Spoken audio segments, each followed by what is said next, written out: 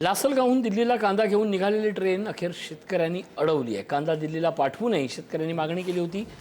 हा कांदा सडलेला असून तो दिल्लीकरांनी घेऊ नये असं देखील आवाहन आता शेतकऱ्यांनी केलंय। कांद्याचे भाव पाडण्यासाठी सडका कांदा दिल्लीला पाठवला जातोय असा थेट आरोप या शेतकरी नेत्यानं केला आहे।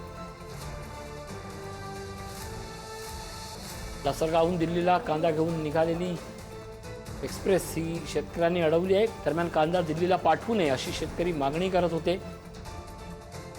या संपूर्ण बोगीतल्या कांद्याची तपासणी झाली पाहिजे अशी देखील त्यांनी मागणी केली आहे। हा कांदा सडका आहे, हा कांदा पाठवूही नये आणि कोणी घेऊही नये अशा शब्दात संतप्त शेतकऱ्यांनी आपल्या प्रतिक्रिया दिलेल्या आहेत।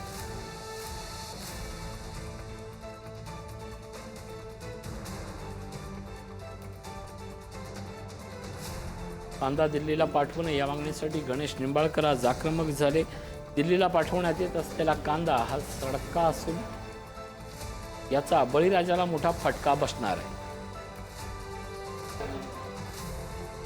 400 ते 500 टन कांदा यामध्ये लोड झालेला आहे आणि आमचा प्रयत्न राहील का लवकरात लवकर ही गाडी आदर्श नगर नवी दिल्ली जवळ जे स्टेशन आहे तिथं पोहोचेल। कांदा हा सुस्थितीत आता ज्या परिस्थितीत या ठिकाणी आलेला आहे, आमचा प्रयत्न हा राहील का हा लवकरात लवकर कांदा तिथे पोहोचे आणि कमीत कमी डॅमेज हो, तर त्या दृष्टीने आम्ही लवकरात लवकर याला पोहोचवण्याचा प्रयत्न करणार आहोत।